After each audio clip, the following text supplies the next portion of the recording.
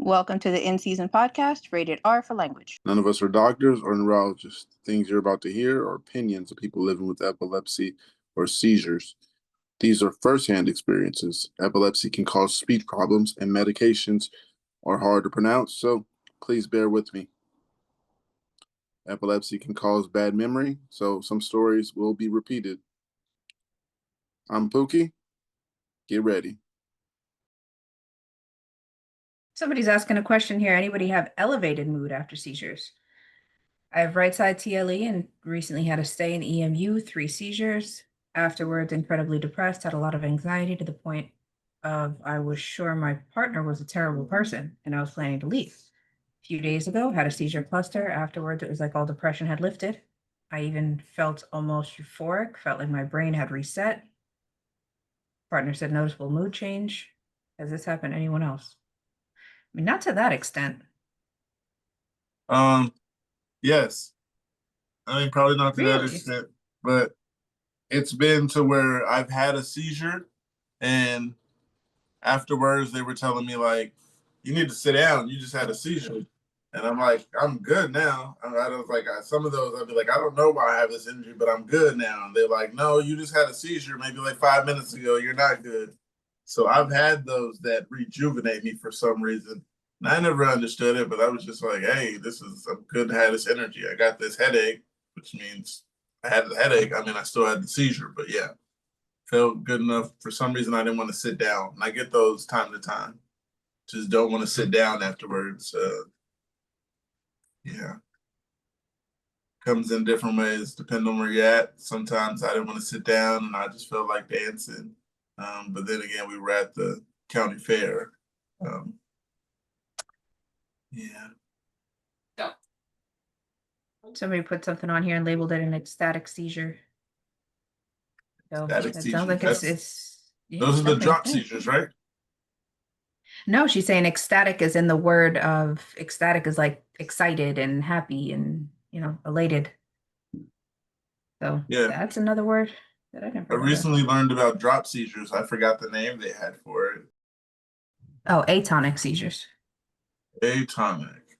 There you go. Yeah, You got it before I got to it. Got the tabs open. Yeah, so I had something to say, but I forgot what it was. But yeah, I got something here. It says aura seizure. I am a one time so far good morning seizure event. May 25th. I'm a person. Pronouns include person now. It says May 25th, person, male 66. I see talk of auras. Yes, I can read the dictionary, but I like the deja vu, or however, until a person having that experience explained in my mind. I did not, end quote, know. Yes, I heard, read, and definition is clear, but it is the experience that is described that clarifies things for my mind. So can anyone help me understand and know an aura? It was so much help. Thank you in advance. Is an aura Okay, so where they you said get, they do feel deja vu. Did they say that? is an aura like that pending doom feeling? As far as Okay. I know, I would think so. Okay, being that this male is also 66, that can be treacherous. So I went through that a few weeks ago. That impending doom, for some reason, it was just like something is going to happen and it's coming. And I don't know what it is. And I'm hoping it's not a seizure. It's that feeling to where I'm like, I feel like a seizure is coming. There's nothing I can do about it. I have to be here in this chair because it was a Thursday, or I mean, it was maybe a Tuesday. But yeah, it was it was a Friday, I think. It was one of the days of the week. Put it like that. One of the days of the week. And yeah, I was sitting right here and I had to get up and walk away several times. I had to go get some weed because I was getting nauseous and I didn't understand what was going on. That's the first time I ever. It's the first time I ever went through that. I should say. Never really dealt with anything like that. And when I felt it, I was like, I text everybody, Kate, Brandon, the other mods, and I'm like, okay, you guys, I need some help. And everybody came at the same time. Yeah, because I couldn't do that. Sitting there, if I would have sat there and not did anything about it, I probably would have had a seizure and then went to sleep with you guys. I wonder if people get those seizures like me, where they just have a seizure and then out of nowhere you just start snoring. So Yeah. snoring without being asleep? No, I go right to sleep afterwards sometimes. Oh, okay. Like right to Oh, sleep, well, like in a deep snore. that's what I'm saying. That's when a snore hits, is when you're passed out. Yeah. Yeah. And I think I have nocturnal seizures as well because the one on video I have, I was wondering if I was asleep or awake, but I haven't talked to my mom about it yet, the one on that video. But yeah, need to get that checked out. At least this time you got something to bring to the doctor to show him. Right. Let me read a comment here. First one says, I'm not sure how much this will help. I have seizures as well. I do get auras before my seizures. This can actually be really beneficial since I learned to recognize what an aura is or was. I was hearing a wishing in my ears when it starts, and my vision will start to tunnel and my heart starts to race. I get a little sweaty and start shaking. I tried breathing through this and it seemed to slow it down, the onset of seizure, but eventually I just seized. Unfortunately, with my last one, which was on a Thursday, I remained alert, but I lost all control of any of my motor function and speech capabilities. I felt like I was gonna die in my previous seizures. I was lucky enough to be unconscious. So to summarize and answer the question, I feel like I'm riding a train through a tunnel. I think it's like a consistent bad feeling. So I would take it as that's what he meant by riding in a tunnel. Because it is, it's like something is going to change. Like this cannot be this bad for this long. That's how I felt. And I was just like, maybe I shouldn't And be you feel that sick. rhythm. It's that same rhythm of as like when you're on a train and right after. Or for me, that's a lot of how my head feels too. Yeah, it's like I was gonna say like a tunnel, like when you're in a tunnel and when you finally get out of the tunnel, that's the feeling I thought was gonna happen. Like eventually out of the tunnel, and I'm not just feeling that weight on my shoulders. There was a lot going on during that seizure. I couldn't sit down. I was just like, maybe I don't need to do something. Maybe I need to sit down. And I was dizzy and I was nauseous. And I was like, I still need to figure it out. And yeah. So I went and got a pen. Yeah. That was pretty good. That's why I'm not too crazy about having these aware ones now. I think I only wrote down that one a couple weeks ago, but that was not welcome. I always thought it would be better to be aware and be there the whole time. I could take more accurate notes, but that shit did not feel right. I couldn't talk. I couldn't barely move just one arm, and nothing hurt. Nothing was numb, but I was there the whole time, and that was not a welcome feeling.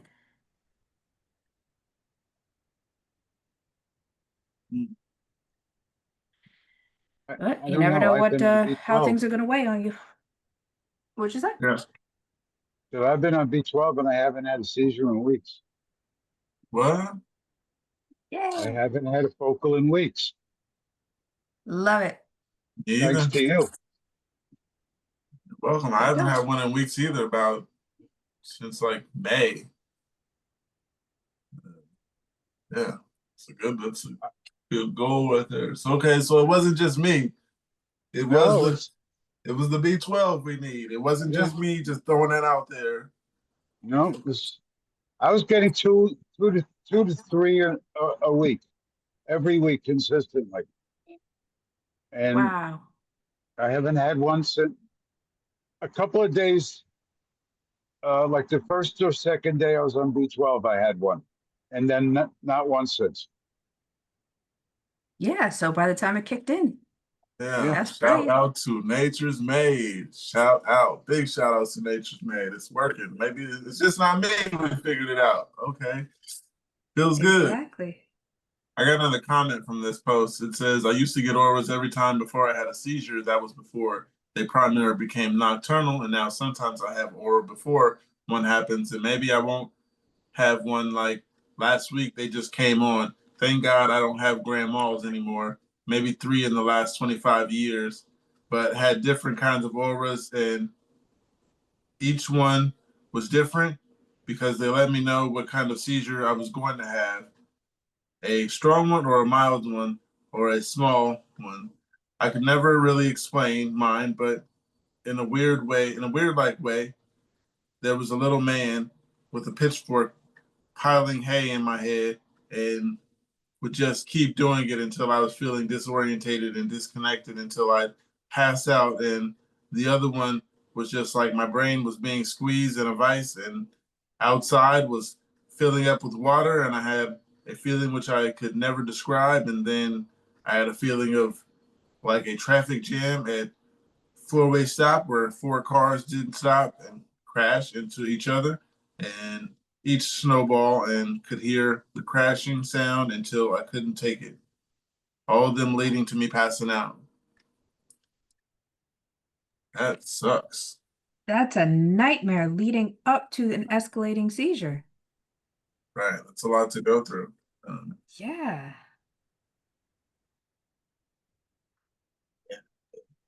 That sounds terrifying. I'm glad I don't even remember at this point. I can wake up and know I had a nightmare, but I don't remember.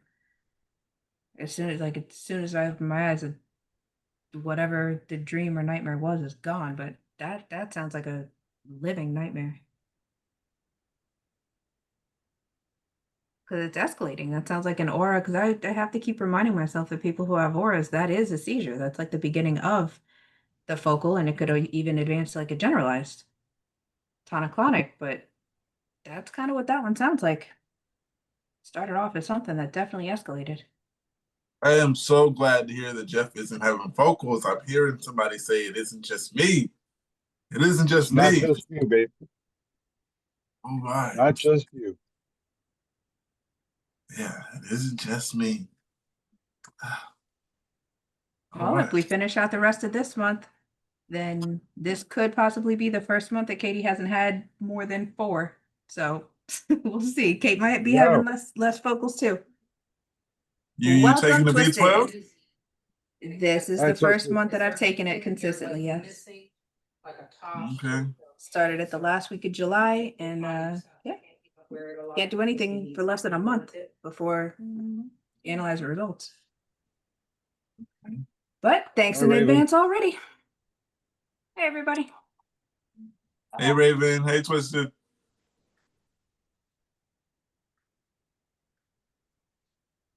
So today we've been asking is the opening question. Okay. If money was not a factor, cost was not a factor at all, would you choose to stay with your healthcare team, or would you change anything about your healthcare providers? You go first. Personally, my answer was yes. I would definitely look for another team to see who, what an epileptologist would do. But again, if cost wasn't an issue. Since let me turn on my camera. Since I haven't met her yet, my epileptologist and my neuro team, because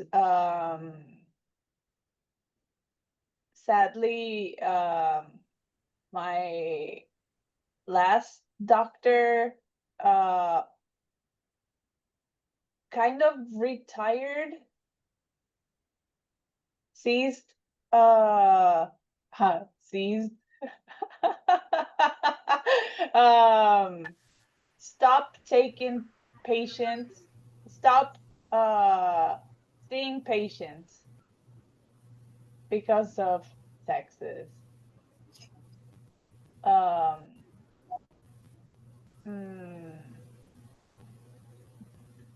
but I will then meet her on November 6th. We'll see. The bar is too high.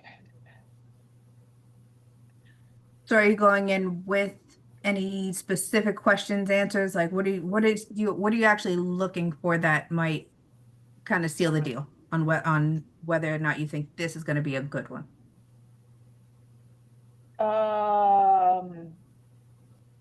Trying to control my seizures.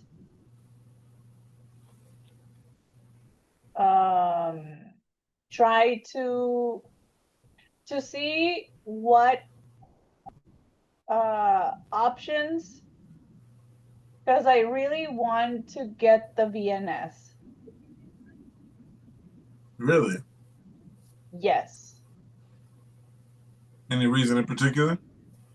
I just wanna get this shit over with. That's amazing. Oh, the doctor's going to love that. So have you done any research as to whether this doctor's kind of well known for? Are they associated with a surgery center or like a teaching hospital or? I'm uh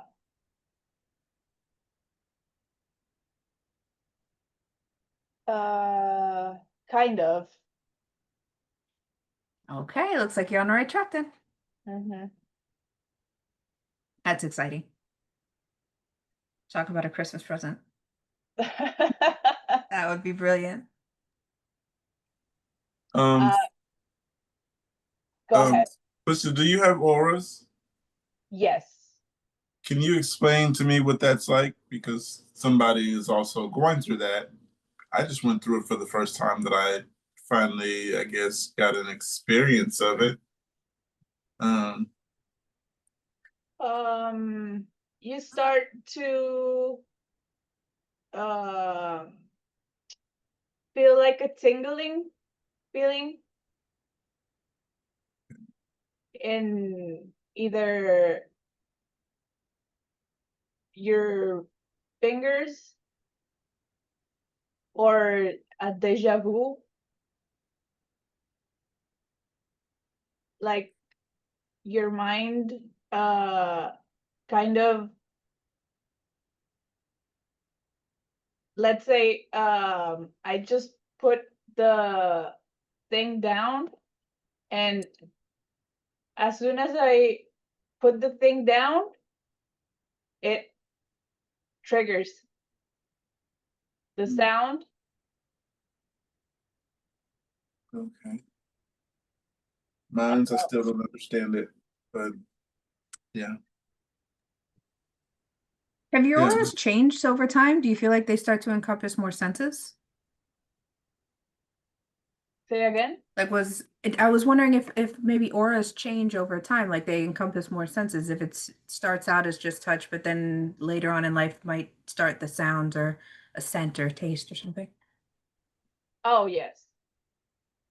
Oh, because last time I was feeling the taste in my mouth. I don't remember uh telling you about it. Were you there? Oh, that's kind of a sore subject ever asking me anything about the past. So Oh, just go ahead and tell us again, yeah, please. about it. I don't remember. Because I remember popping in and you weren't there. And I just had a seizure the day of. Um, uh,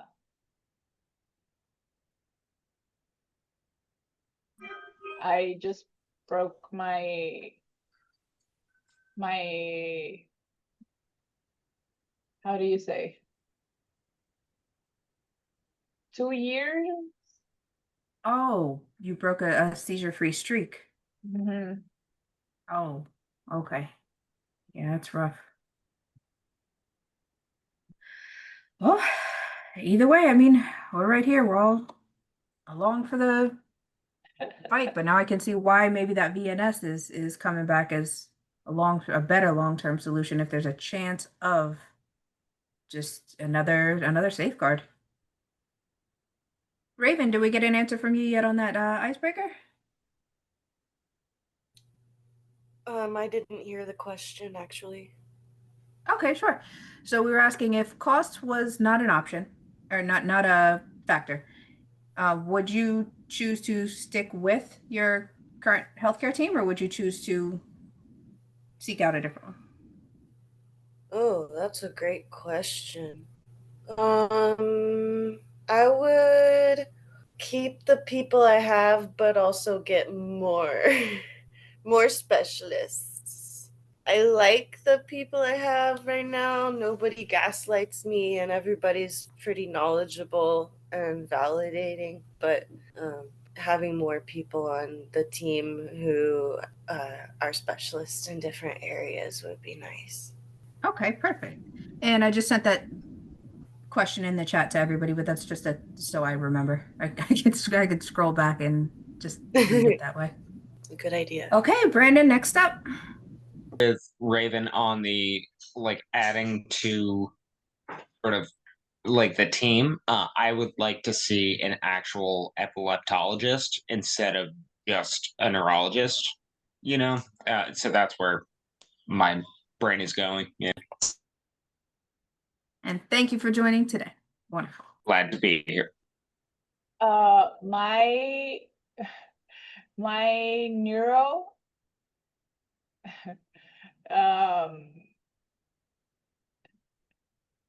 is an also an epileptologist. Lucky you. 2 in 1. 2 in 1. I guess And that's now that I'm new one that changing- you haven't seen yet? The past 2 were. So did that ever turn out to I guess I'm influence changing your my opinion on answer. What? did that ever influence your opinion on these specialists if an epileptologist was more knowledgeable than a neurologist? Yes. So they literally could answer all your questions. That's reassuring. Mm-hmm. I want that. That's what I want. Yes, please share. Okay. So this one is somebody saying, I'm so tired of people telling me to try natural remedies. Grew up in an already pretty healthy household, had barely any money. With what EBT we had, it would go towards healthier foods rather than what was cheapest. So, of course, when I started having seizures, Dad kept going on and on about keto. I know keto works, especially for younger people. I was 14, but it just didn't work on me. Didn't have seizure for a couple of years, been getting crazy auras, and I forgot how annoying this natural remedy bullshit is. First off, I go insane when I'm on weed. It used to be fun for me, never did anything to help seizures, but now I just freak out whenever I smoke, and I'm not in the mood to do that. Stopped eating meat last year, and keto never worked in the first place, so I'm not going to start eating meat again just to keep getting these auras. Someone also told me it's the way I sit and that I should stop taking my meds, so then cut out every food and thing that I do and start my whole life and routine from scratch. And they're saying, sorry, what? I 100% believe in medicine. I know a bit pharma is an actual enemy, and making me pay insane amounts of money for these pills is villain behavior, but I'm not going to risk having seizures and literally wanting to off myself again just to test a bunch of shit that doesn't work for me. It's so annoying. I hear it from everyone all the time. Can't keep a straight face. I told one of these freaks about my aura and how it makes things that I know aren't there. And they said, well, maybe it is there. and some bullshit about how it's probably called an aura because it's related to the universe, but they don't know. And it's not a false sense of deja vu, but rather me seeing into other realities. I don't know, guys. I don't really think I'm a magical being with Doctor Strange type of abilities, but I do think I will continue trying out medications until I feel safe again. I'll make sure to let all of you know if I make it to a reality where epilepsy doesn't exist and bring you all back with me. Okay, so has anybody ever gotten on your case about how you should be taking care of yourself and you're just like, no? Yes, 100%. I've been told try keto. I've been told try vitamins. Yeah, it isn't the cause. I mean, the cure. I've been told to try all kinds of stuff from people who don't have epilepsy, who haven't read about epilepsy as much as they've seen as me have a seizure. Now they're geniuses and went to college for it. Yeah, don't listen to people. Know your body and follow your bottom line. Set your rules and what you're gonna do, and don't listen to anybody else. Don't change for them because you know your body, whoever you are. Yes, know your body is a big thing because people try to tell you what's going on and they don't know what's going on because they're not feeling it. I think that's kind of the chronic illness experience. Sorry, go ahead. Go ahead. No, it's okay. No, I can shut up. I was just saying, I think that's like part of the illness experience. People always have something to say about other people's health, no matter what your diagnosis is. I mean, I've been like chronically ill since I was 16 or so, and it's been like, you should give up gluten, you should give up dairy, you should do yoga, you should do XYZ. And I'm like, okay, you should show me your medical degree. But no one has really started that with me with epilepsy yet since my diagnosis. So I'm sure it's coming. I was gonna say that crystals.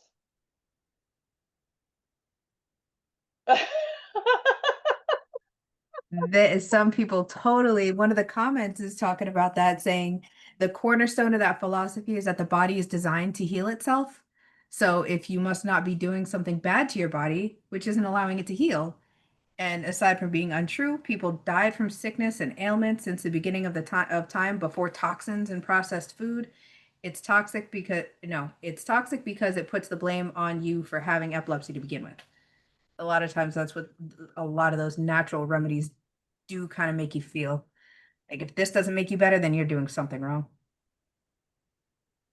That's the impression I get. What did the crystals really kind of harness on? I got a bunch of crystals, but it's because I like collecting.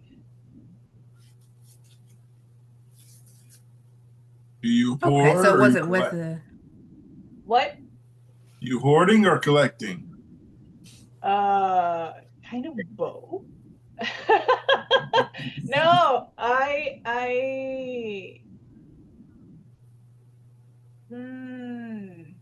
you got something there? yeah. Yeah, some of these other comments are funny too.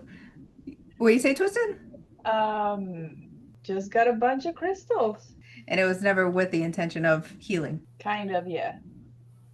Oh, okay. Well, we'll see. Keep us posted on that one. Oh, And never for healing. How okay. what is it called? Oh, how have you been doing since your seizure? Because I haven't talked to you since then. I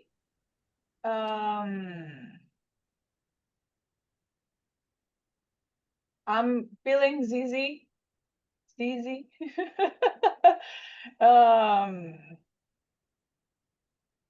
Yeah, but kind of managing on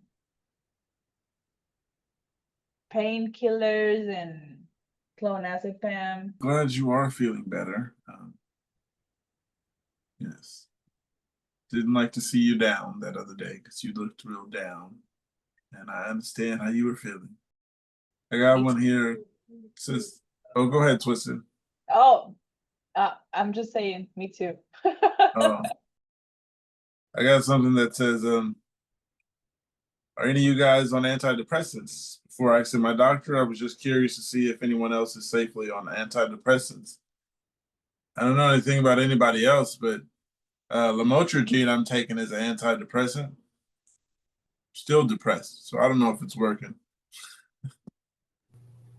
Same, but Lexapro, still not 100% sure it's working, but I think I'm worse without it. Yeah, I say it's working a little bit for the seizures, but the actual antidepressant to keep away depression, it's not there. They missed that ingredient in the pills they gave me. Maybe I got a bad batch or something, you know. But yeah, it's not helping with that. Having breakthrough seizures every now and then, so it's kind of helping with that, but a little bit. Little piece of the puzzle. One of the comments here says mirtazapine. Another one says vortextine, 20 milligrams. Wellbutrin and Keppra. Keppra is a antidepressant. Seems like he would make you depressed. Wellbutrin is the antidepressant. I was on it when I was going to therapy a few years ago. The side effects from Wellbutrin are not fun. They really mess you up. You feel like a zombie. I don't know why they suggested that Keppra is an antidepressant because it's definitely not. That's AED, anti-seizure all the way. Oh, okay. It says Keppra plus Wellbutrin. No problem with that. I tolerate both wonderfully. I feel like that's because one is going up, one is going down, you know? Yeah, he said 500 milligrams twice a day of Keppra, Wellbutrin 300 milligrams once a day. Okay. Hmm. Yes, Brandon. Oh, because my mom takes Wellbutrin and her mood swings are bad. I would have loved to see your face when you said bad. How Oh, you dragged that out. Yeah. Zoloft, Lamictal, and Keppra. I have the generic brands, and I'm doing well. bad. I know Zoloft and Lamictal are both antidepressants. Why take both? Oh, I guess for the seizures. Citalopram, citalopram. Does it help me? That's Say that again. Lexapro. What did you say? That's Citalopram. Lexapro. Yeah, escitalopram is Lexapro. Okay. The brand name is Lexapro. Okay, it says decided to stop taking it, wasn't helping, and got rid of the person who was draining my happiness. Someone says, no, I'm not on antidepressants, but I feel like I should be. Can you help me? Now, that's usually where the doctor comes in handy. Right. Got a new one. It says afraid to go to sleep. Past 2 weeks, my loved ones have been really busy and troubled. I can't approach them right now, and I've been feeling really lonely. Last night, I might have had a seizure, and I'm not sure. I didn't bite my tongue, and nothing is out of place, but I had a painful brain fog and stupor I get after one. I woke up early morning and was not able to fall back asleep. I was wondering if I could ask for some reassurance here tonight. Some comfort before trying to sleep again. Give me better odds, I think. Sounds like she's having night seizures. Well, that sounds like what's it called? Nocturnal.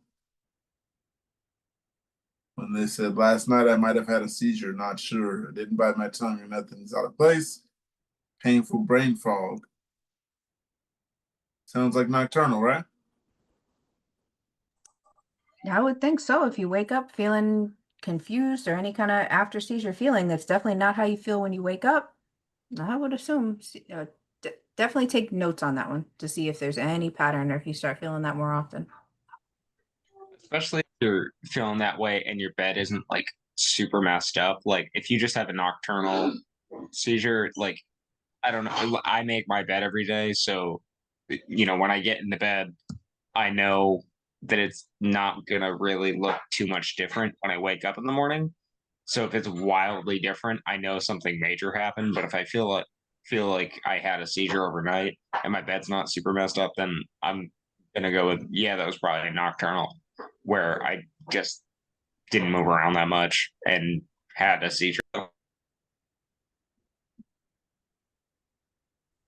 Yeah. Okay. Jeff, So you this got other one something? about nocturnal. Oh yeah, go ahead. Jeff, you there? Oh, yeah. I was just going to say it's definitely a nocturnal. That's what it sounds like. That's what I have. Are you not able to go back to sleep? That's what this one says. Says I was not able to fall back asleep. Yeah, generally I can't. Oh, okay. Well, that puts everything in perspective. Whoever this was, you're having nocturnal seizures, it sounds like. Yeah, And you got that it does sound information like. from someone who has nocturnal seizures. But of course, I learned from here that all seizures are different. One of the comments here says, I get this feeling. It's hard for me to sleep most nights. I've had most of all my grand malls in my sleep. So it's scary. But I noticed that I feel better sleeping with the TV on, some kind of show or YouTube video or background. My go to is Whose Line Is It Anyway? Sometimes I read a word search before I go to bed, something that makes me feel normal. You got this, homie. Lay back, watch something funny, or doom scroll it, then go to bed. I hope you get a wonderful night's sleep. Whose line is it anyway? That's a vintage show. Whose line is it anyway? I believe I heard of They it. still play plenty of those. So somebody's What's your asking here line? for advice. Say that again. What's your line? This is a show. I don't have It's an a old Whose line. line 50s is it show. anyway? Is a comedy. Yeah, whose line is it? And there's another one of Oh, those. different show. So on this one here, somebody's asking for advice on when they should go to the ER or urgent care. Parent of a newly diagnosed teen, been to the ER twice by ambulance for the first 2 TCs, but now that we know somewhat what's going on, trying to prepare for how to respond next time. I'm wondering, how do you decide when it's time to go to ER or urgent care? Both TCs occurred in the bathroom and she hit her head. It wasn't an obvious wound. The second time there was a slight laceration, but definitely a hard fall. Do you typically go in if you've hit your head or suspect you've hit your head, or monitor for concussion at home first? If you injure yourself in another way, sprain, broken bone, is this an urgent care visit or ER since it involved a seizure? Do you call your neurologist and ask what to do? Thanks in advance. So on this one, if there's another goose egg that doesn't go away for 6 to 8 hours, it's not looking any better, then I might put in a call, or at least start taking pictures and call the next morning. But I don't do ER or any urgent care unless there's definitely something that can't be treated at home. What do you guys think? I go to ER if I hit my head too hard, or yeah, mostly if they're like you hit your head and then I got like something other than the postictal headache, like maybe a pounding on one side or something, I might go to the emergency. Um, yeah, my family, they usually call the ambulance before anything. So yeah, I'm usually at the hospital. But personally, if I don't feel like I didn't hit my head, someone who knows how to handle my seizures, like my mother, she wouldn't call the ambulance. She'd handle it, and yeah, like, okay, stay up for a minute, don't go right back to sleep. No concussion, can brain bleed, you can die in your sleep, all that stuff. So yeah, um, I beg to differ because I've I've had a cranioplasty. That's when they glue screw your uh goal. they put something in your head And I can't handle rough sports. And when I hit, if I hit, God forbid,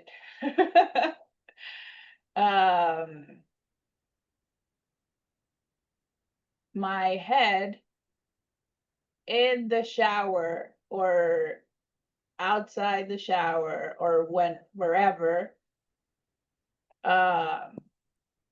there's usually an ambulance call. Definitely better safe than sorry on that one. Yes. You know, I didn't even think of that. What? Do you take into account like what part of your skull the cranioplasty reshaped? Or is it Oh. any kind of impact to your head is negates a call? And wherever. Oh, wow. You have a padded headboard? Do you have a padded headboard? You know how they have headboards that are, you know, kind of they have that oh, okay. I was wondering how serious that one might be. I want to give me a headboard. But anyhow, let's go through some of these comments here. Someone says, "Oh no, that does sound scary. Open to maybe getting a cheap camera for your room that might be able to help. Look into it." Oh, I need to get an Anycam. Regular surveillance works pretty nice. Maybe you don't remember,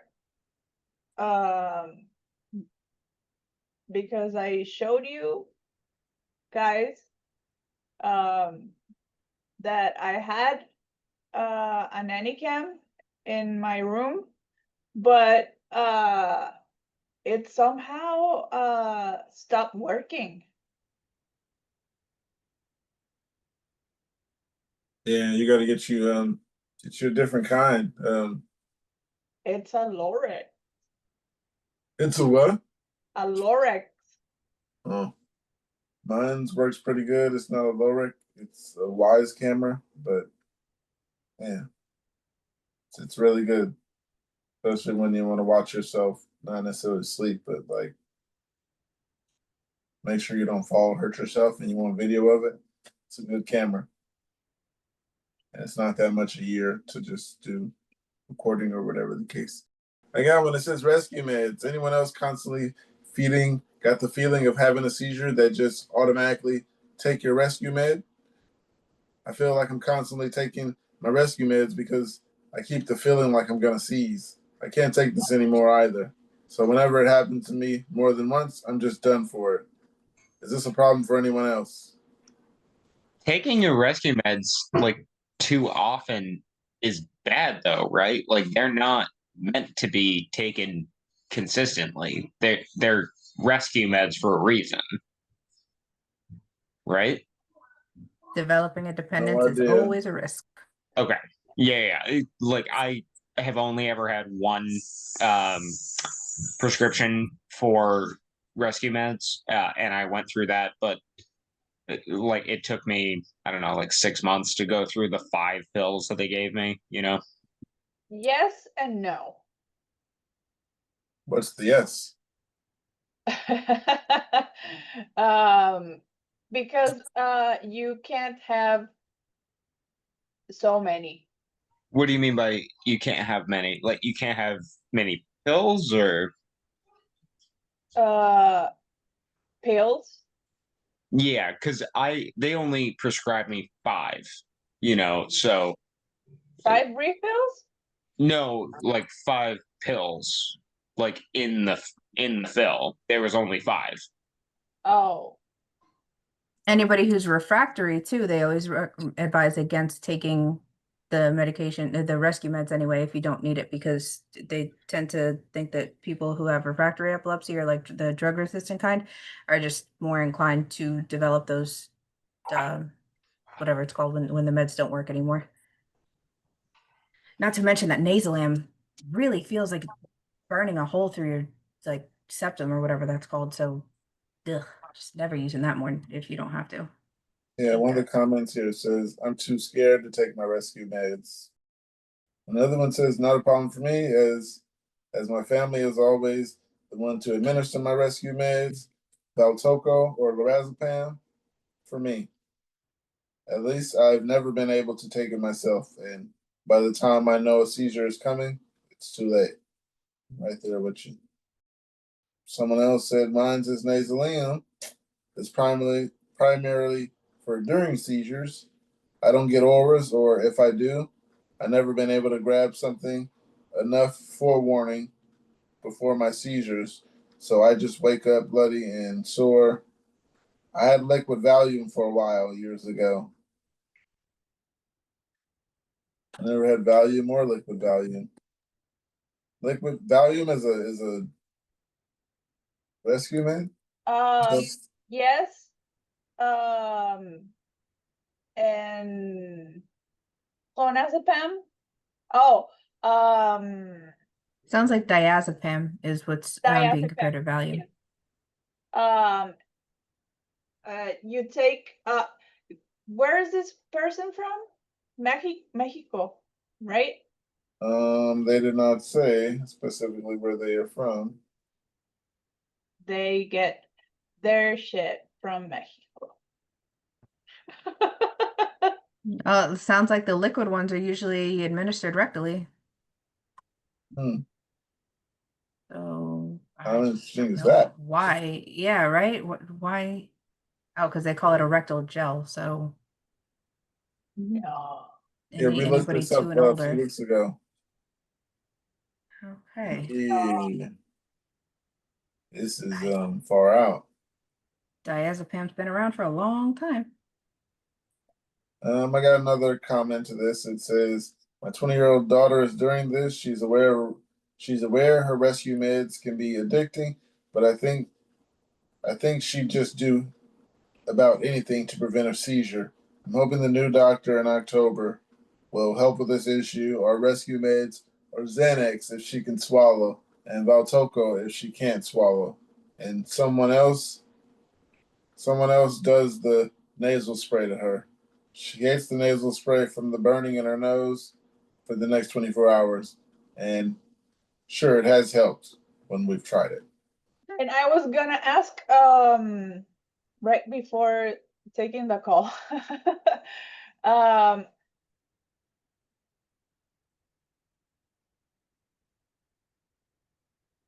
um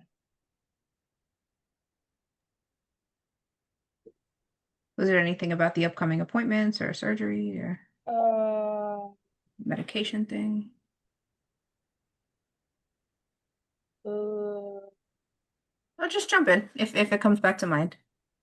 nah, it's gone. Okay. It happens. It I happens. lost it. Kate, you got something, or I can move on? I was gonna ask you the question again, honestly. Okay. But yeah, we have triggering a seizure during an EEG. So Twisty, you might be interested in this one because this is definitely stuff that they want to do if they're evaluating you for a potential, surgery patient. This person says, I'm having my sixth EEG, third long term, and every EEG I've ever had has been normal. I don't have great insurance, 2 kids. Honestly, I hate doing them. My MRI shows a spot on my brain in the left temporal lobe, so they know the cause. I get that EEGs provide additional info and clarity, but I'm so tired of spending time, money, and stress. I'm tired of needing childcare and putting everything on my husband. I'm tired of missing out on things because I'm in the hospital for a test that shows nothing. So my question is, how do I trigger a seizure or at least abnormal brain activity? I've done sleep deprivation, fasting, flashlights, exercise, even alcohol. Nothing has worked. Any other ideas? Wow. Okay, so all of those things, at least the sleep deprivation, fasting, I don't know about like exercise and maybe alcohol might make it not Hyperventilation. accurate. hyperventilation. Oh, that works for you to trigger a seizure? I've done hyperventilation. You know the thing when they get you a balloon,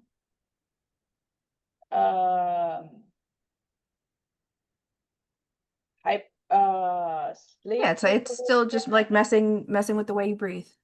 Oh, I've done. Or you can do 3 of them. You can drink and then drink all night and don't get any sleep, and then go to the gym. I've done. And then smoke some weed. It's Why are you illegal. describing my life? Come on, Pookie. I'm just kidding. I don't go to the gym. Well, I mean, having conclusive EEGs is definitely important, especially if you want to be a candidate for surgery. Insurance requires it. So for me, not taking the medication, I understand, weed isn't an option where you're at. So honestly, just not taking the meds, but I did it 2 days before to make sure something would happen. Because I have to go at least 2 doses without the meds for, before anything goes wrong. And I guess they needed a lot of data for, to determine not only what kind of surgery you'd be eligible for, but how much the insurance would pay. Like they need enough seizures to show them out of this many epileptic activities, most of them are from this area, and that's why we need this many electrodes to go along with the device. So yeah, insurance definitely wants it for that reason. And for me, it was always no meds. But you do have to plan ahead for sure. That's how I would answer this question. Twisted, have you ever had any EEGs that did show seizures? I had a petit mal for 1 second.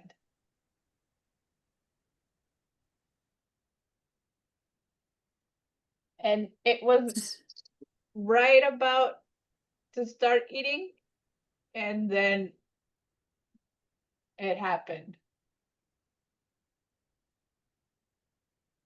And then I pushed the button, and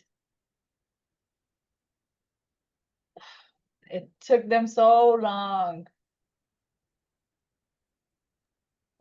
So was that enough for them to conclude that you officially had epilepsy? Did you get a diagnosis? Did you get anything good out of that one? Nah. Oh, because of my scar tissue that when uh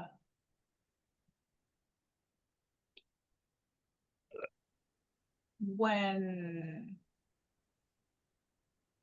I got the stroke and everything, and they can't do the DBS, the RNS, and all that. And the only thing that can do is get the BNS. Okay, so out of what they determined so far, ablation, like resection, none of those are options for you? No, because what I told you. Oh, sorry. Okay, so it's the focal point. Yes. Gotcha. Understand. Welcome, Jason. Thank you for joining. Thank you for And having me. today we have a question here of if costs were not a factor, would you choose to keep your current healthcare providers or switch it up, change the team? I would say switch it up because like the current situation with my health right now that's here in Tallahassee that kind of got me stuck. I would like to switch it up. And Tallahassee is just not a good place to be able to work for your health. Yeah, I can understand that. Whatever you have doesn't let you go out of state, I'm assuming. I got something here that says nocturnal seizures caused by deviated septum or a combination of deviated septum and sleep apnea. Anyone who has a deviated septum, you have been told or have been told there's a correlation. There's The catch is that I have mild sleep apnea, which causes less oxygen to the brain while sleeping, thus causing nocturnal seizures. Now, I wonder if the deviated septum is having an effect on this, or if the deviated septum is the sole issue. To dismiss this sleep apnea for a moment, has anyone ever been told that their deviated septum is causing less oxygen to the brain while sleeping, thus causing nocturnal seizures? If so, what was the fix, or the surgery, or the medicines? Now, sleep apnea, has anyone ever had any positive effect on lessening the seizures when fixing sleep apnea? Did your nocturnal seizures stop or slow down after treating the sleep apnea? What did you use to treat it? Okay, so I have sleep apnea. What did I use to treat it? I did not use anything to treat it. I have a CPAP machine that's over here still in the box to my right. I've had it for over 8 months and haven't used it. It's a lot of work. I was able to admit that on camera. Yeah, it's a lot of work to put that thing over your head and sleep with it. Then you put it under your nose, and I think I have a big head because of the dreads, and then sleeping under my nose, and I turn over a lot. They want you to sleep on your back just to use it. So yeah, to sleep on my back just to use it, and I'm not a back sleeper. I'm more of a stomach sleeper. Yeah, but I have that. They didn't give me any pills. The deviated septum, never heard of it. Actually, I think I heard of it, but I don't know what it is. Sleep apnea, I do have. And I never wondered if that could be the reason for the breakthroughs. But I mean, not being able to breathe enough at night would lead to less oxygen to your brain. So it makes sense that, it could connect to, having another seizure. Oh, there he is. Yeah. Change your name. There we go. Yeah, it makes sense that not being able to get enough oxygen to your brain because of sleep apnea would eventually lead to a breakthrough. Yeah. Jeff? Jeff? Okay, you don't have to sleep on your back if you're using a CPAP. I've been using one for probably 20 years, and I don't sleep on my back. I sleep on either on my front or on my side. Okay, yeah, she did say I could sleep on my side. Yeah. Side sleeping is so uncomfortable for me for some reason. And you can also just turn your head to the side. Okay, yeah, because I'm specifically a stomach sleeper. I turn my head to the side on my stomach. Either way. Yeah, that's fine. If you turn your head to the side, it's fine. As long as your head isn't flat against the pillow. I'm not gonna promise I'm gonna use it, but I'll take your advice. Yeah. It takes some getting used to, but like I said, I've been using it for 20 years and I can't sleep without it now. Any pillows help? Sorry? Did you ever use any of those special pillows that are made for like side sleepers or stomach sleepers? No. Jeff never tried it. Oh, okay. I have these huge pillows, and since I have three, I hold one like this, and I lay on the other two. So I'm kind of like this or like this, but yeah. I end up recently, literally in the past 2 months, I'll sleep on my side, and I've been getting shoulder pain. Where I'm like, oh shit. Annie was talking about dislocated shoulders, and now I'm freaking out about am I gonna dislocate my shoulder? Because I'm waking up with these insane shoulder pains. I have. I've been waking up with insane shoulder pains for a while now, and it's from sleeping on your side.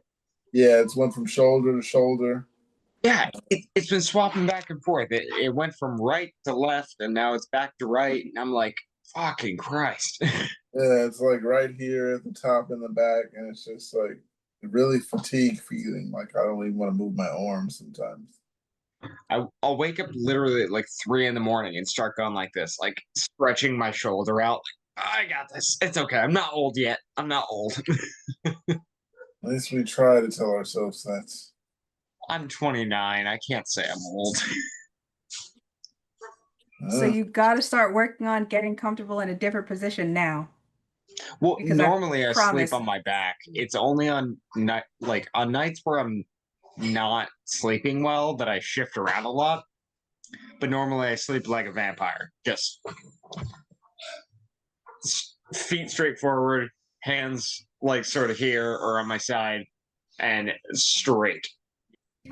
Yeah, you're definitely gonna just be better off trying to get comfortable in a different position because otherwise you're gonna think you like need some kind of I need to look into back rubber and whatever massage just to be comfortable for it, and girl might not always be into that. Raven, can you back me up on this?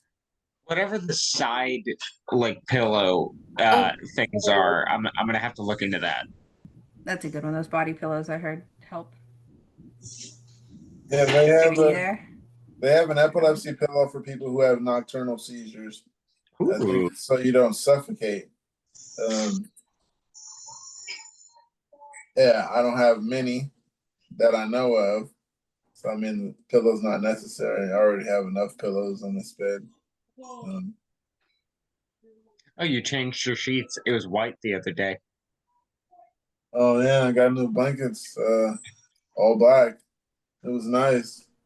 It looks so much different on Amazon. That blanket looks so much fluffier and bigger. And yeah, You're in California. You don't need a big fluffy blanket. I do. I mean, I like the design, not necessarily the blanket. I liked how it looked. Like my bed does not look like those squares that's on there. They do not. On the advertisement, they look like small pillows, and that blanket was way fluffier than this one is, but it's all right. Yeah, I'm not gonna take it back or anything, but I do have something here. It says, "Okay, but how do you know it's gonna be a seizure? Does anyone else constantly think they're getting auras, dizziness, migraines throughout the day, and assume it's a seizure coming, but then it just doesn't? I've canceled so many plans because I was like, oh yikes, I'm gonna have a seizure, and then never comes by, which is great. Don't don't get me wrong, but I hate that I can't seem to tell when I'm actually gonna have a seizure or not. Is there any better way to tell if it's actually gonna be one? For context, I usually only get a brief feel sick, dizzy moment when my seizures before my seizures. I don't really remember what it feels like at all because it's so fleeting. It comes and goes immediately. Usually happens when anywhere from 15 minutes up to 4 hours before the seizure, and then I'm fine again until the seizure happens. Basically, is there a better way to tell if you're going to have a seizure?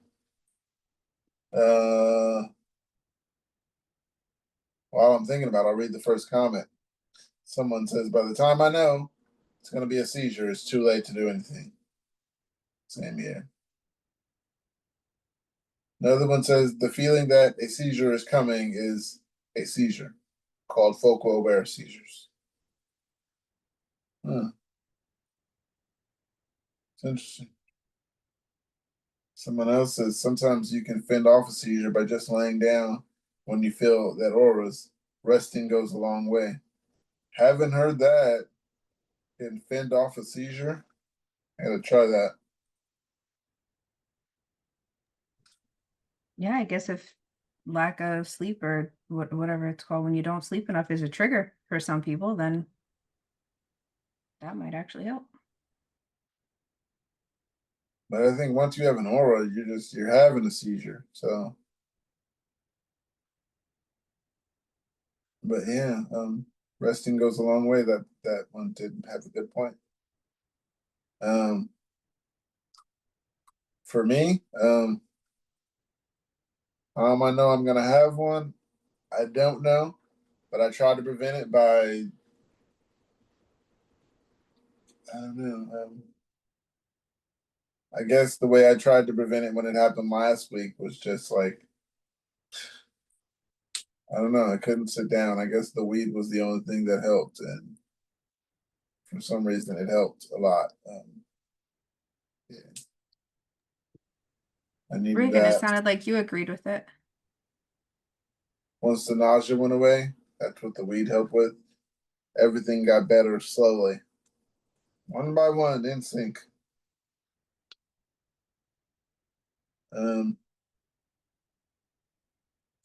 I got one here. I can kind of. Oh, does anyone else know anything on this? Is what I was trying to get. Anybody else think of your aura and then you're like, oh my God, I need to figure out how to get this better. Been there too many times. And maybe it's just me.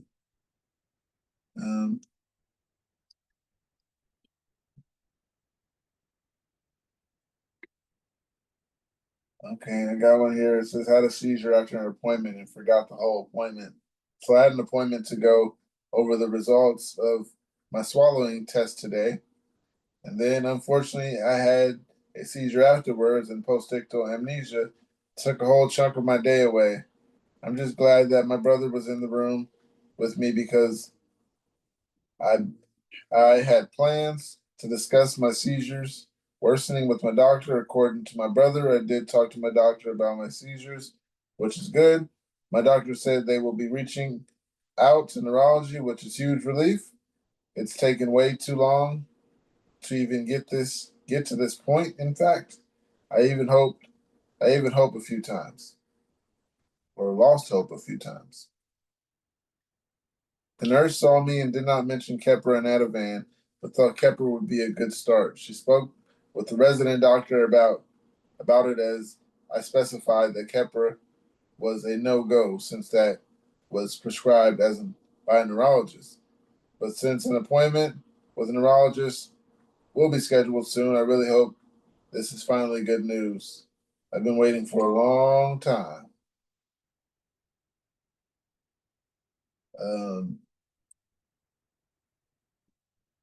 Yeah, there was not really a question here, but advice for that.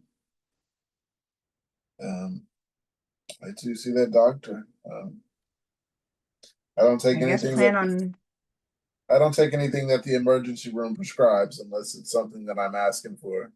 Because I've been given Keppra for no reason, and now I have bottles of Keppra that I didn't need, and then the pharmacy call you and tell you to pick it up because it's ready. So now I got Keppra that I don't need. So there's that.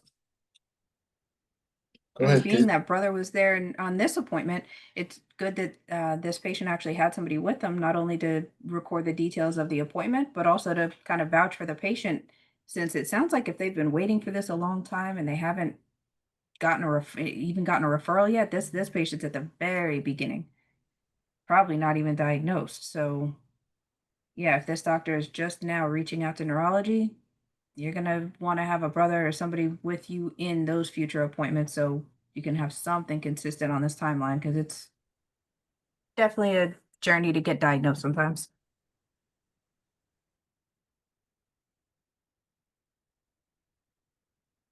Um, Anybody else ever feel like they're better off accompanied to neurology appointments or any doctor's appointments with someone who can help you keep track? Definitely. Yeah, that's always a good help. so I do have another one here. This one actually has comments. It says tonic-clonic PTSD. Little rant about the tonic-clonic seizures I had a while back. I was in class and happened to ironically have a seizure in health class. I leaned into my boyfriend's arms and he dropped me on the floor. He left me there while people attended to me. But in the corner of my eye, I saw people getting on the floor and mocking me. My mom was very close to taking it to the American Disability Center and going to sue. She didn't, but it still haunts me until the day that those boys, it still haunts me until this day that those boys did that. The rest of my years was titled Seizure Girl. It's traumatic to think I'll have that one in public now. I've never experienced that. That is really fucked up to turn around and everybody's faking seizures around you. Then to call you That's Seizure Girl. cruel. And to start off with, the guy that caught her dropped her. So that drew attention to her for the wrong reason to start with. And then people continue to gather around to make fun of that is traumatizing. That's horrible. She did say I leaned into my boyfriend of the time's arms and he dropped me on the floor. Left me there while people attended to me. That's rough. She doesn't exactly explain where he went after that, but sounds like her mother's gonna sue. So, yeah, that is traumatic to be called Seizure Girl in public and to have to wonder if people are gonna have to call you that every time they see you again. One of the commentators says, when I started having them in the 7th grade, everyone who was my friend pretty much left me. Only people I met after that, once the seizures were part of the package, were still considered friends. It was so bad, one of my former best friends called me Seizure Boy, so I get that. I don't know how old you are, but health class sounds like a K through 12 era class. College was way better for me. By then, I fully embraced my epilepsy and introduced myself to classmates, dorm mates as Twitch. And finally, when they ask what, I just chuckle and say, "You'll see."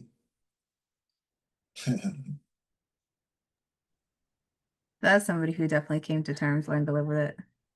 Right. This one says, God, I'm sorry that happened to you. People can be so unbelievably cruel. Try to surround yourself with people who support you. Try to remember that you are not your seizure. People who would make fun of someone going through a crisis have shown you in advance that you never want to be around them if possible, and you're open to ask school to present an epilepsy awareness workshop. My daughter would kill me if I ever brought that up, to her. But the fact that every day, people do not understand a thing about epilepsy is terrifying to me. As a mom of a teen with epilepsy, navigating with epilepsy takes courage, and I read the same line. Takes courage. Try really hard not to be absolute idiots, make you feel embarrassed about what's happening. These people are losers. Anyone who would do such a thing, a vile such is such a vile POS. What does POS mean? We'll go past Piece it. of shit. Anyone, people who do these things are vile POS. Don't take that bait and rise above them. Those will be things that you cringe over 15 years from now, and you'll be off in the world being a badass. Anyway, I'm babbling. Just had to respond because the mama bear in me infuriated me on your behalf. Keep your chin up. You're perfect. Well, I am in the midst of a kidney stone attack, so I'm going to be in goblin mode, but I am here. You want to take the icebreaker really quick? Kate got you? Sure. Yes, I love the icebreakers. All right, here we go. If costs were not a factor, would you choose to keep your current healthcare providers or change the team? No, no. I love Duke. I love Duke. I'm actually even wearing her. Oh, wow. Okay. No, I would not change the Duke care system for anything. Thank you They've for your been taking testimony about care. their treatment. Yes, they've been taking care of me for years. They got me to the point of surgery and past surgery. And they're still taking care of me. Nice. It wasn't like, okay, we fixed you, boot. Well, not, you know what I mean. Not just fix you it- and send you off. yeah. They they take care of you. And So that's you're the up and type of about with care this kidney stone everyone. now. That's Yeah, impressive. well, I have to. If I don't, it gets worse. If that makes any sense. And it's like, my mom's telling me, no, you need to lay on your left side. It's like, but it's the right side that hurts. I don't I think know. it's just that open, like the opening to your stomach is on the left, so that's been, advice for ever. I don't know. But I've been drinking like a camel and okay, too much information. Being like a horse. So I'm Well, going you to be had to taking finish muscle it. breaks. Yes. But no, that's a great icebreaker question. And anyone who can find that level of care, it sounds like Annie might be, you need to stick with them. Or for as long as Great possible. advice. Yeah.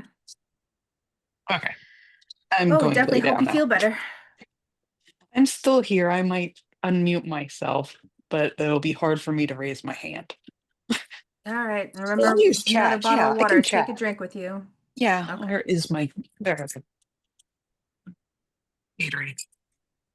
All right, so you get to feeling better. This one here just sounds kind of confused, but there are comments here too. Okay. Can someone please help me through this? Help, please. My text may seem fuzzy because I'm still having seizures. I'm a 22-year-old female suffering from complex partial seizures, TLE. Medicines usually work well, but the recent months it's not. Particularly today, I had 3 seizures in the morning. The 4th one was in front of my friends in college who don't know about my condition. And after I came out of the episode, they looked so scared and afraid because obviously I was acting off and weird, staring blankly. But for the first time, I did something during the seizures I haven't before.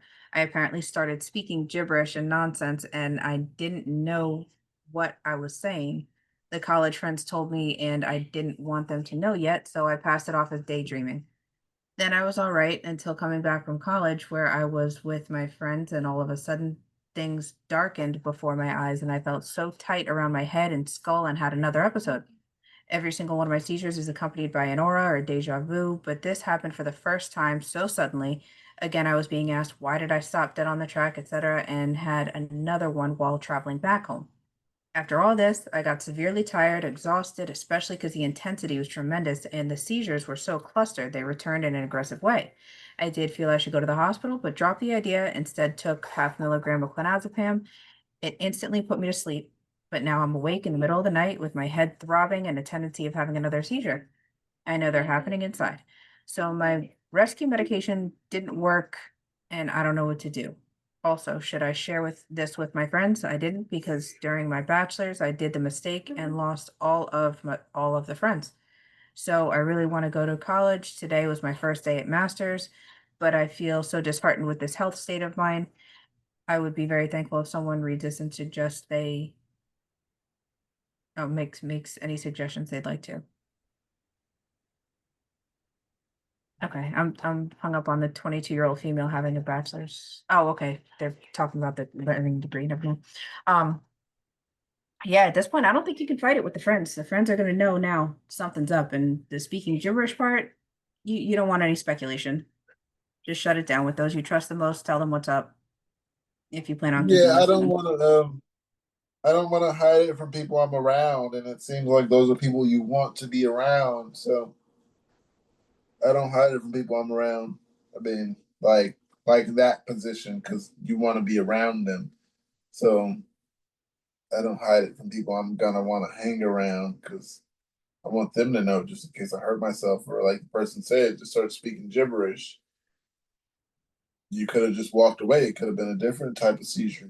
Instead of gibberish, you could have walked away and went somewhere, left people. Those are situations you need someone to be like, okay, yeah, this might be a seizure. Yeah. Yeah. A good point in the comments is that if your rescue meds aren't working, that's definitely something that needs to be addressed as soon as possible too. But we've had others say that the rescue meds stop a seizure from turning tonic-clonic, but it doesn't necessarily killed the cluster. So that's something to just kind of learn about yourself too. Maybe that rescue med will stop that one seizure and you pass out, but the cluster might not be over. That is just kind of how it works as far as I know.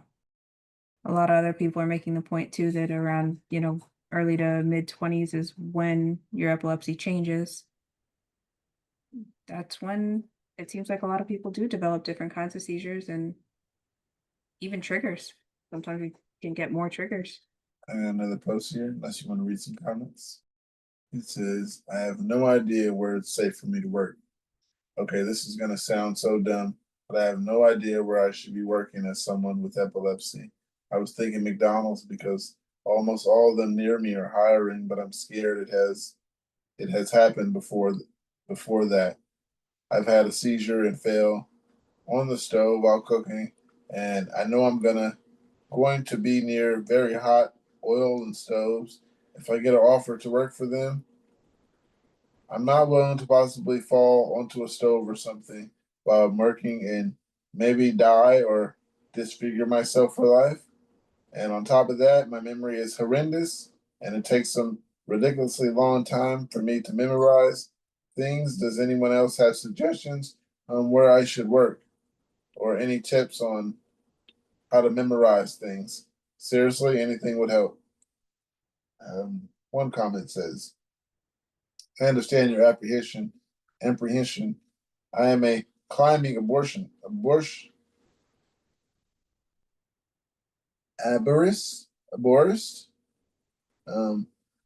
Yeah, arborist is working with trees. I spend my days hanging from a nylon rope with a chainsaw in my hand. I've had to accept the fact that there are risks in my hazards. My advice is you create a good one.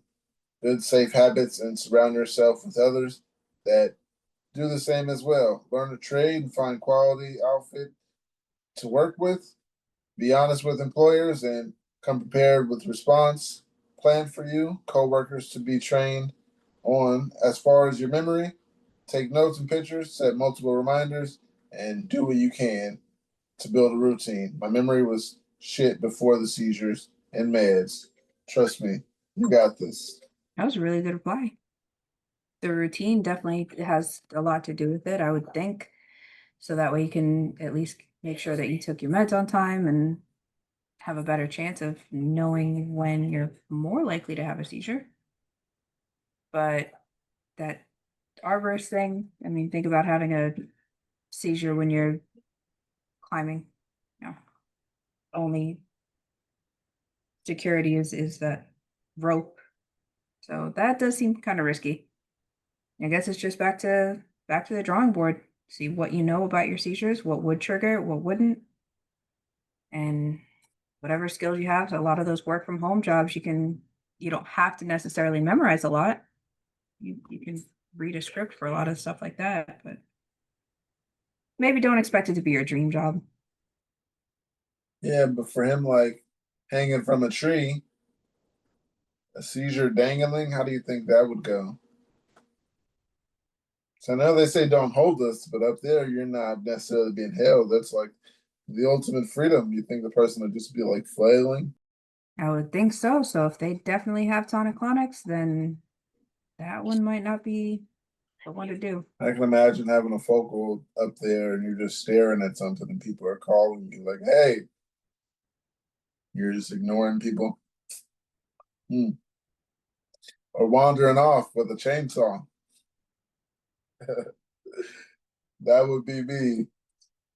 Take the Cutting the wrong chainsaw. branches. They're looking for me and the chainsaw. They call me and I'm in a different county.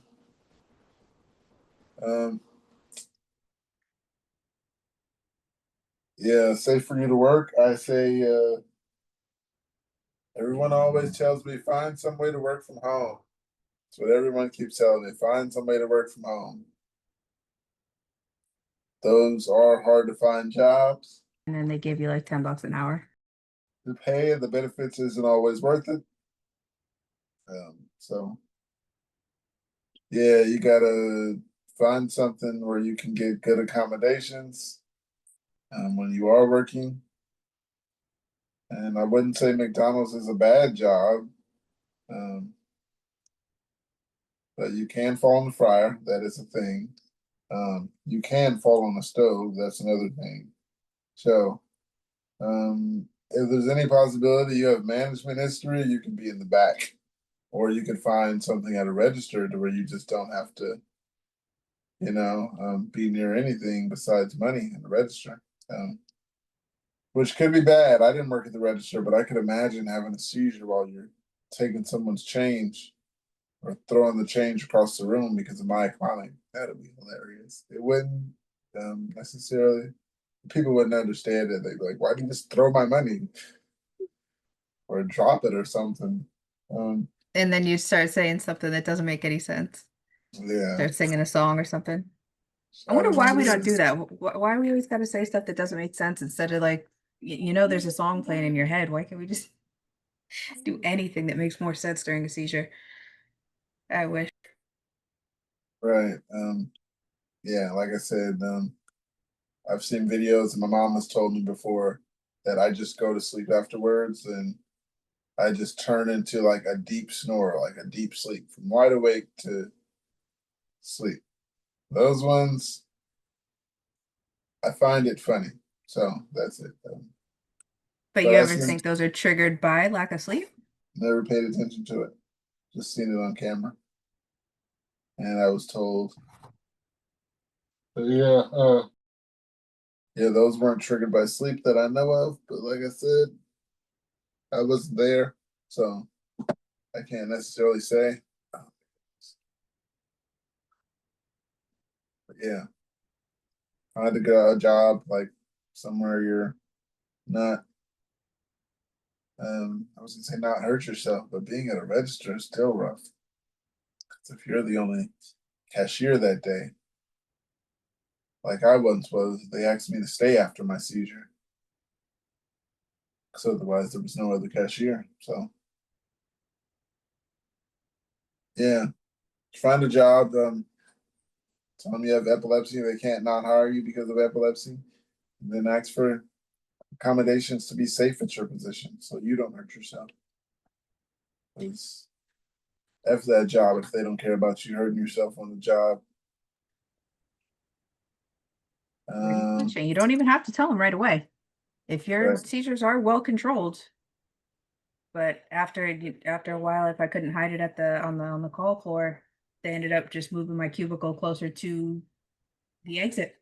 I had the booth right by the back door after they called the ambulance twice.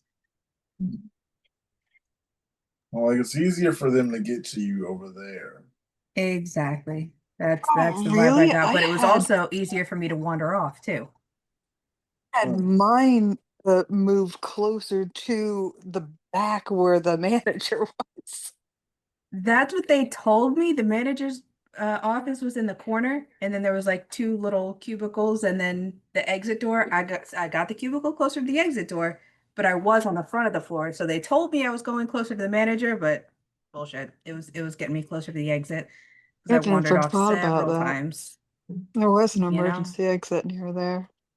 You see? Well, then again, this is the manager that I kicked during a seizure. Oh, Afterwards. okay. Actually, I don't remember the story. Never mind. Well, I remember the story. Okay, so I had a friend who was a security guard. This might sound familiar. And after my seizures, very early on, well, actually, even after, I get scared as fuck. And that it comes off as a panic attack because that's essentially what it is. It's I have a seizure and then I go into a panic attack because everything's out to get me. And um, this one security guard, he was ace at getting me to calm down for a moment. And he was actually posted close to that exit. Okay, story over. So he was there to look out for you. Yeah, he was. I still hated the call center job though. You ever think if you have seizures and you're wandering off, that's kind of that's your body telling you you really don't want to be there. Now that I look back on that job, that is where I had more wander off seizures than anywhere else. There's only one I've had at a job, so I wouldn't exactly know. Yeah, other jobs I didn't have a position where I could wander off. Like at Krispy Kreme, I wasn't at the register, so I was in the back. Making donuts. Making donuts, hanging out in the back. But when I was at the register, yeah, that's another one where you can't leave because you're at the register. But when I worked at a warehouse, that's when I wandered off. You're just wandering the whole day anyway. Is anyone else unafraid of seizures? Hello, I'm unafraid of seizures, basically just because I don't drive, so I don't put anyone else at risk. I figure it's bad enough for my body suffocates, then I won't be aware of it. I'm in good standing with pretty much everyone I'm able to contact, and I give the I give to the poor because the ones that can't the ones I can't contact for whatever reason, usually just shame. I don't know if anyone else who's blocked my number, even though plenty who have a reason to. So I figure if I die from seizures, it'll be better than even when people die in hospice on morphine. And yeah, I'll be missed, but that's a good thing. It would be death from natural causes, not self imposed. So no one can really blame themselves except maybe the soldiers who've caused my epilepsy. Overall, though, I'm living pretty right. So as long as I don't have to drive, I'm not afraid of having a seizure. Well, I am afraid of hurting my teeth or my tongue. I like to eat. But other than that, I've been plenty of life-threatening situations for a big seizure. It sounds way better than most of those because for most of those, I was conscious. Can anyone else relate? If you do, think this is an unhealthy take? If so, please explain and why upvote so more of us can see this explanation.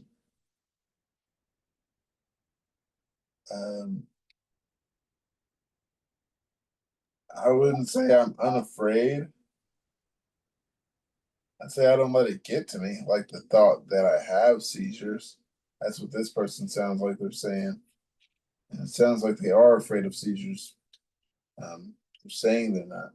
I'm not understanding, but I can't relate because I am afraid of seizures. Anyone not afraid of seizures? The thing that stuck out at me, honestly, was not the not afraid of seizures, but the driving. What if you're driving and you do have a breakthrough seizure? Because it sounds like you still have them. They're going off their meds, is that it? I'm Pretty much confused. Are what they it taking sounds like. meds? Then you are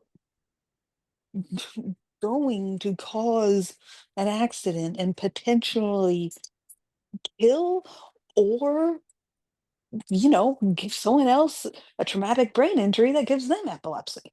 Well, no, I haven't Mm, read that they plan on stop taking their pills. I just relooked through it. Okay, because, sorry, I'm half. Welcome, Anne. Oh, hello. I'm Okay. still half asleep. I'm on my phone. All right. Seems like Okay, well, everyone thank you else for is joining. asleep too. You're not the only one. Yeah. Damn. Can't wait until this side effect goes away. Wow. The Big sleepiness? sleepy day. Yeah. Yeah. I'm pretty sure it's still from the ex-copri. This isn't my norm. But yeah, it'll go away. Hopefully, All everyone right, well, else if is you can awake. manage, I've got a question here as the icebreaker. If cost were not a factor, would you choose to keep your current healthcare providers or change the team? I figured this would be a good one for you, Anne, since you are getting, the right people on board now. Yeah, and I would stay. If I had to pay them, I would stay. finally got it together. So yeah, it takes a team, and I would have been in a lot of trouble without that team last week. So yes, I've got them working together. I would keep them. That is so encouraging to hear that you finally got some people on your side. Yeah, I was amazed to see how they worked together last week when I'm like, yo, look at this heart rhythm. Yo, oh, yeah. So we're not sure what that was, but it stopped immediately. I don't think I need any lab tests for that one. Yeah. But yeah, they worked real fast and worked together. We're still working on getting this surgery together and all those tests. And yeah, it's working for me. So at this point, with how they've acted so far, would you actually say you trust them with your life? I do. I do now. So I think what I needed more was some tweaking. If that makes sense. They they needed a smack upside the head and they got it.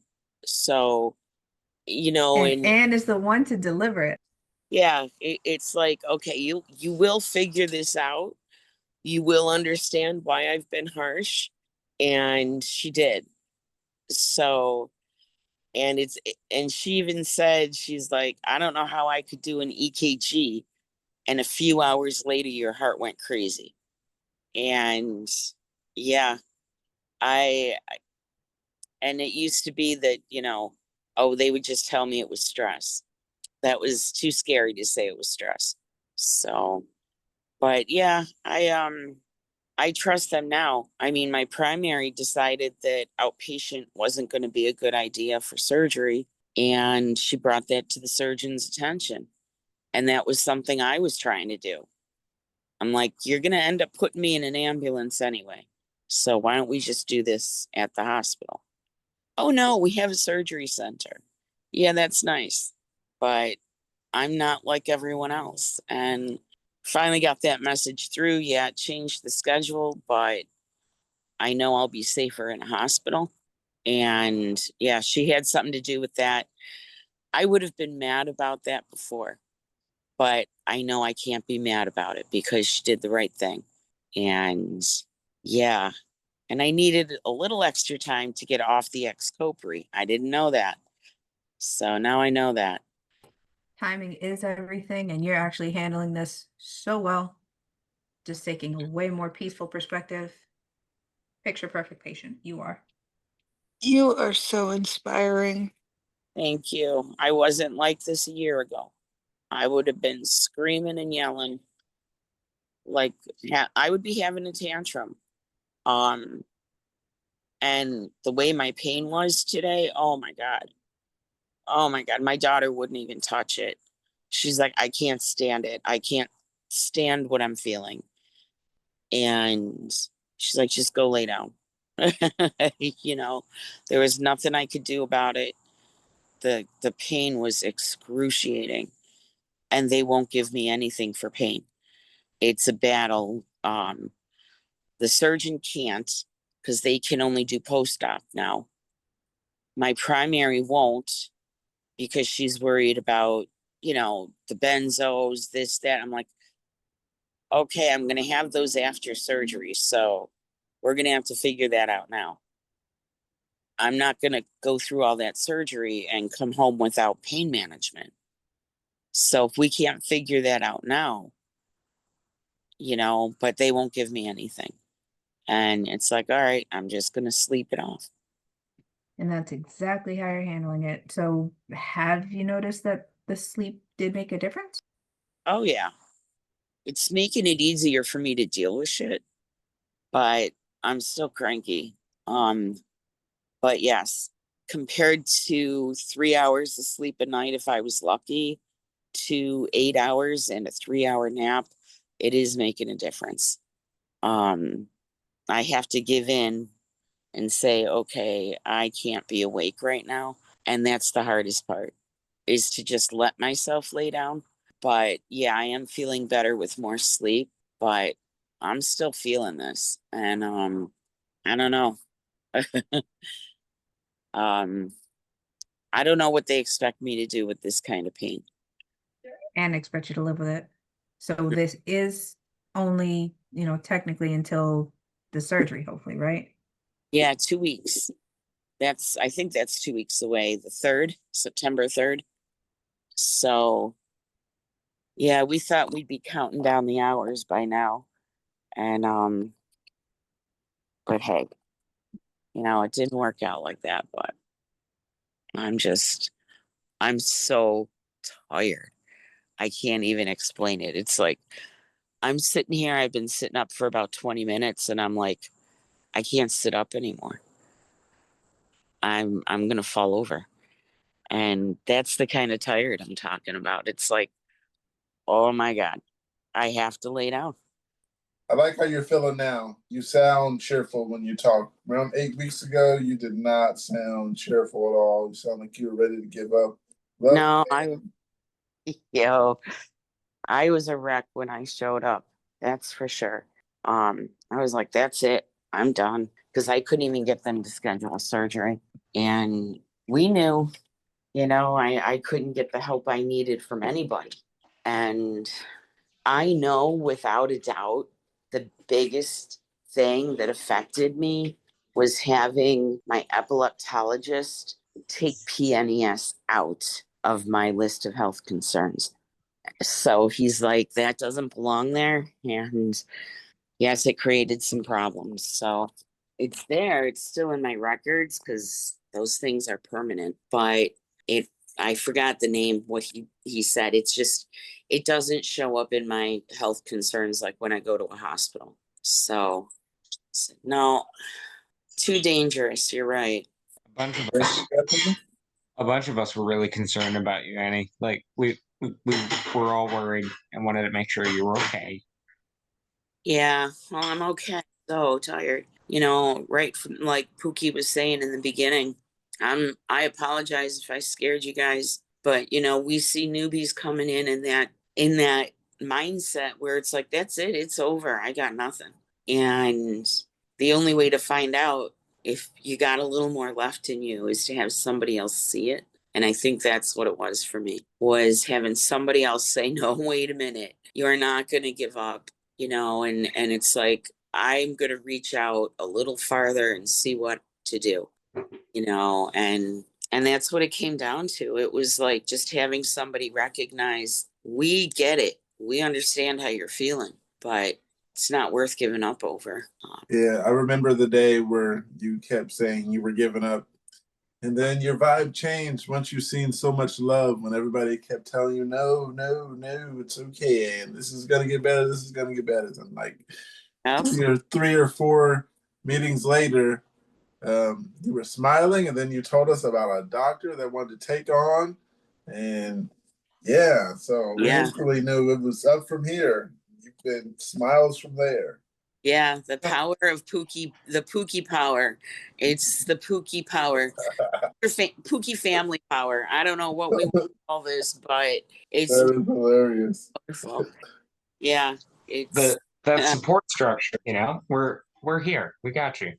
yeah, and more than my people did. Like my case manager, I've had 6 case managers, and 5 of them quit because they could not help me, and they were so frustrated, and they're professionals, and I'm like, how could you quit me when you can't help me? Well, that's why. And I'm like, you're telling me not to give up, but you are. So, and that's where I was, and it's like, all right, when they assigned me a new case manager, I had to sit her down and tell her, you better be ready to grab on for this ride. It's gonna be scary because, and by the time she came on, and then it was a couple months later that I joined you guys. And she said the same thing, she's like, I don't know what just happened. And I'm like, well, 2 things. I found out where to hit them to get them to hear me. And that was one thing. And then I got support from you guys. And, having people kind of sounds insane, but having people in the cannabis community tell me how to take down an epilepsy center brick by brick, Yo, thank you for the jackhammer. It worked. So, and now I know to tell anybody. All you have to say to that doctor at any epilepsy center is, does this comply with the regulations of your accreditation? Should I question that?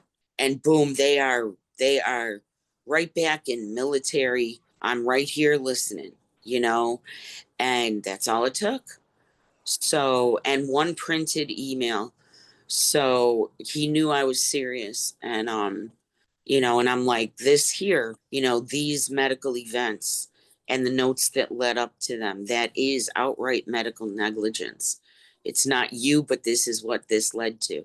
I have every right to sue because now I'm aware of what caused these problems. So that statute of limitations changed. And, it's like I wasn't aware that it caused that much harm until it was, changed. But, it definitely messed my mental health up. We know that. Oh, okay. Jordy, we still got you there? Let's went in the tip jar. Party. Folks, I got fired from my job today. What? Yeah. I'm really sad. They give you like good reason? So it was because of my attitude was prickly. As much as I know about you, that doesn't seem like you. It was prickliness towards my coworker who got hired like 8 months ago. Because he is technically my boss, but I've been there longer. And so he would try and tell me what to do. And I would be like, well, but we've always sort of done it this way. And I would look at his opinions on how we should do stuff and go, oh, that actually doesn't seem like it would work as well. I, the entire time, should have just been saying, okay, and just letting him fuck up. I really just should have let him fuck up. And I didn't. I had to be the one who was like, hey, maybe we should do it this way because it actually is more efficient and works better. But yeah, now I got fired. And there was no warning or last, like, this is your last chance to just fall into compliance kind of thing. Nope. My last review of any kind was like more than 6 months ago. And I walked into the meeting today and was told today's your last day. They fired you on the spot, or they wanted you to finish the day? It was one meeting that was scheduled for today, nothing else. And that one meeting was just me getting fired. Jordy! What's good? He's back. I Right. had to use the restroom, so I had to use the restroom real quick. So and also I ate Chipotle like a few hours ago. I got to this meeting, so. Oh, okay. Chipotle and having to use the bathroom are basically synonymous. So I get it. I get it. Basically, so. You've been gone for an hour, so I get it. Yeah. Please take your medication as prescribed or whatever works for you. We're not doctors.